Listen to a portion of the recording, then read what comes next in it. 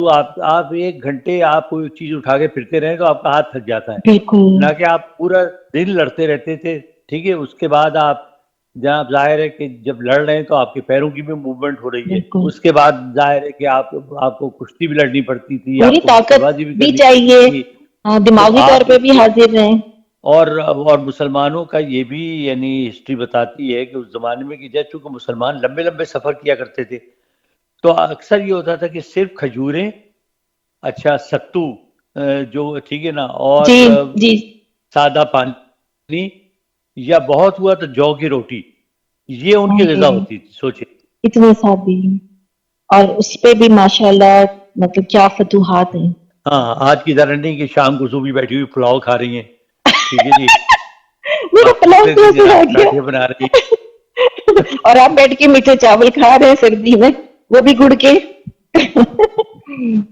اچھا، جس زمانے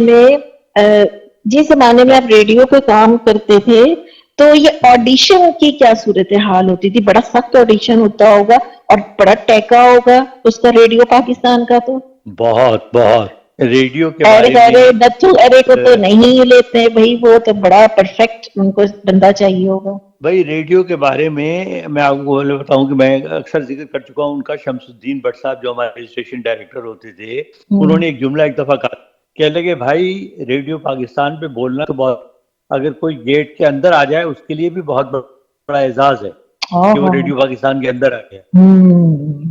بہت بڑے سلیکٹڈ لوگ ہوتے تھے. میں آپ کو بتا رہا ہوں نا کہ جب کمرشل سروس کے لیے آڈیشنز ہو رہے تھے جس میں میں اتفاق سے منتخب ہو گیا، انہوں نے تقریباً کوئی 800 آڈیشنز کیے تھے لڑکے او لڑکیوں کے. گاڈ، 800، 800. 800 آڈیشن. اور میں آپ کو بتا دوں کہ 1970 تقریباً 78 تک ریڈیو پاکستان میں جو اناؤنسر تھے، جو اسٹاف میں تھے، جو باقاعدہ اپروو ہوئے تھے، ان کی تعداد صرف 6 تھی.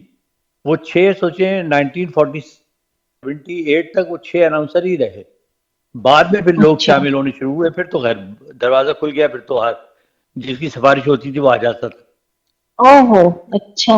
اصل میں اس زمانے میں دیکھی تھی نظام سسٹم بھی تھا، لوگ بھی بڑے کمال کے تھے. میں آپ کو ایک چھوٹا سا واقعہ، پتہ نہیں میں نے آپ کو سنایا نہیں سنایا، میں آپ کو بتاؤں کہ ایک جی. مرتبہ ایک میٹنگ ہو رہی تھی اسٹیشن ڈائریکٹر صاحب کے ساتھ، تو ہم سب بیٹھے ہوئے تھے کہ ڈیوٹی آفیسر اندر آیا. اس نے آگے کہا کہ سر یہ تو، وہ اسٹیشن ڈائریکٹر بڑے ناراض ہوئے، بھائی تم دروازہ کھول کے پھر اندر آ گئے، تمہیں پتہ ہے میٹنگ ہو رہی ہے.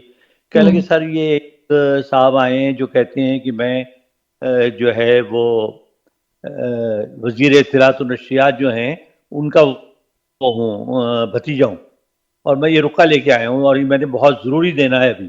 تو انہوں نے وہ جناب رقعہ بڑے، وہ کہنے لگے کمال ہے، وہ انتظار نہیں کر سکتے. وہ کہنے لگے جی وہ بار بار یہ کہہ رہے ہیں.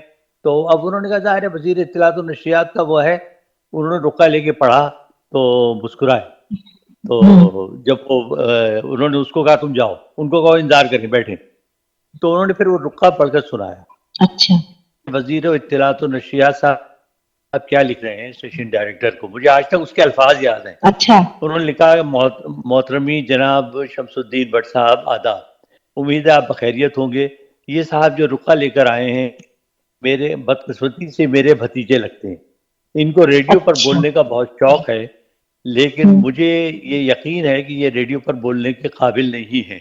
اچھا. لیکن چونکہ آپ پروفیشنل آدمی ہیں اور یہ میری اور ظاہر ہے کہ ان کا رشتہ میری بیوی سے بھی ہوتا ہے، اور میری بیوی جو ہے وہ خاصی سخت مزاج واقع ہوئی ہیں اور میں ان سے بہت ڈرتا ہوں، لہٰذا آپ کو انہیں آپ کے پاس بھیج رہا ہوں.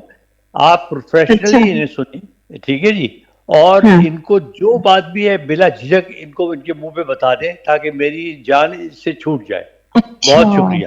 سوچیں آپ، آہا. کوئی اچھا. سفارش نہیں تھی، کوئی یہ نہیں تھا کہ جی آپ ان کو رکھ لیں. اچھا ہاں بس ان رکھنا کو ہے واقعی آپ ان کو. کا آڈیشن کیا گیا، وہ اس قابل تھے، ان کا آڈیشن اسی وقت کیا گیا.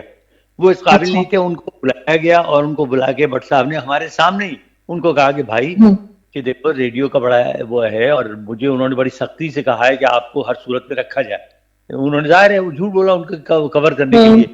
تو کہنے لگے ہاں. لیکن ہماری جو ایک پوری ہماری ایک جو ہے ٹیم ہے جو یہ آڈیشن اپروو کرتی ہے، ان میں سب نے انفارچونیٹلی آپ کو ریجیکٹ کر دیا ہے. تو آپ اچھا. جائیں، محنت کریں، آپ پڑھیں. اب ان کو تو کوئی 5 منٹ چائے پلائی, ان کو طریقے بتائے, خیر وہ مطمئن ہو کے وہ چلے گئے. لیکن یہ میں آپ کو بتانا چاہ رہا ہوں کہ کتنا سخت نظام تھا.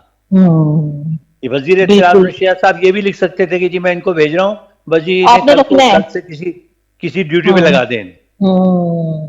اور وہ طریقہ بھی کتنا اچھا ہے کہ انہوں نے سمجھایا, چائے پلائی.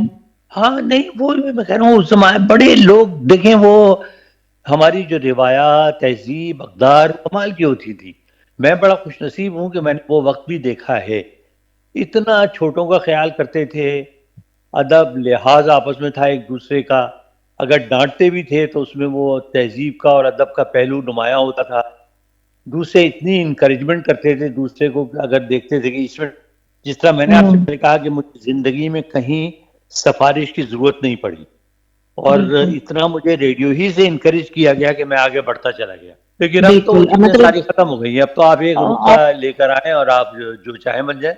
یہ تو ہے, اب تو زیادہ تر آپ کو پتہ ہے سفارشی حضرات بہت ہیں, کھپے ہوئے ہیں کہیں نہ کہیں.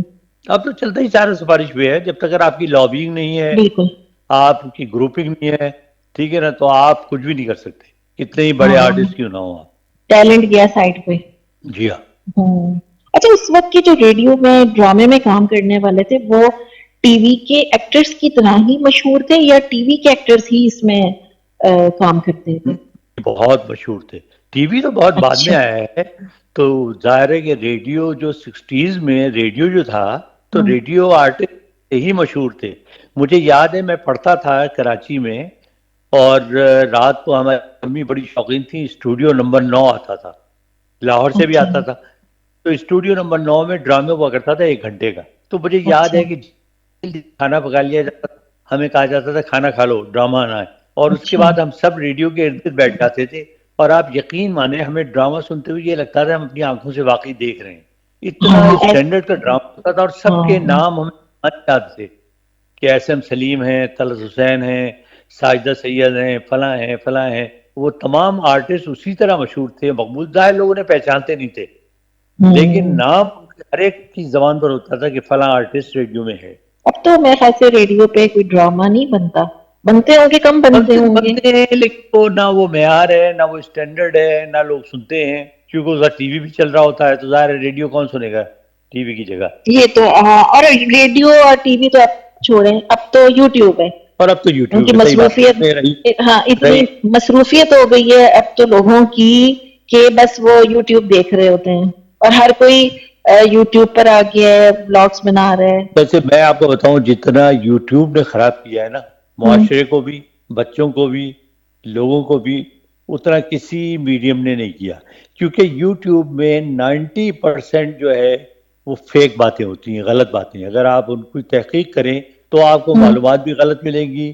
وہ جو چاہیں اس کی ہیڈنگ لگا دیتے ہیں, پتہ چلتا ہے یہ بات تو ہوئی ہی نہیں. ہوئی نہیں ہوں, اور کچھ لکھا ہوا کچھ ہوتا ہے, اندر کچھ بھی نہیں ہوتا. ہاں, اور اس پہ یہ کوئی صرف بندش انفارچونیٹلی وہ جو کمپنی جو یہ چلاتی ہے اس کا پروٹوکول یہ ہے کہ اس پہ آپ اس کو اعتراض بھی نہیں کر سکتے آپ, کیونکہ اس سے ظاہر دیکھو بڑی آمدنی وابستہ ہے. اچھا, دوسرے ملکوں کو فارن ایکسچینج ملتا ہے اس سے, تو لہٰذا وہ مادر پدر آزاد ہیں, جو چاہیں کہیں, جو چاہیں کریں, کوئی اس پہ بندش یا پابندی نہیں. پھر بالکل. ہمارے ہاں ماشاءاللہ ایک جو جمہوریت کا ایسا ہم نے نام استعمال کیا ہے ہر جگہ, کہ ہم جہاں بات ہم کہتے ہیں جی یہ تو جمہوریت پہ زد پڑ رہی ہے اس سے, تو یہ جی جمہوریت پہ نقصان ہو رہا ہے.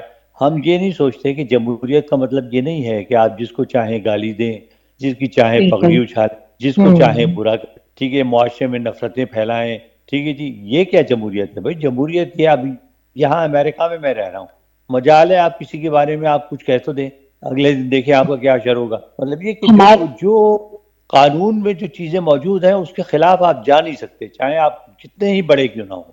اصل میں جو ہماری اقدار تھی نا, وہ سب تہس نہس ہو کے رہ گئی ہیں. سب بالکل صحیح بات ہے. وہ کہیں اتنا سا عنصر بھی آپ کو نا کسی فیملی میں نظر نہیں آتا, بس وہ ڈھونڈنے سے بھی. ایک بھیڑ چال چل گئی نا, وہ لوگوں نے دیکھا جی اچھا, ایک تو لوگ مصروف بہت ہو گئے, بالکل. ظاہر ہے کہ اب مسائل بڑھ گئے تو ہر آدمی کام میں مصروف رہتا ہے. اچھا, گھر جب واپس آتا ہے تو اس کو آگے اور جھنجھٹیں پریشانیاں بہت ہوتی ہیں, تو بچوں پہ جو توجہ ہوتی تھی وہ ختم ہو. ختم ہو جو ایک گئی. پہلے آپ کو یاد ہوگا بچپن میں ہمارے بھی جب بڑے آتے تھے وہ آ کے اکثر ہاں بھائی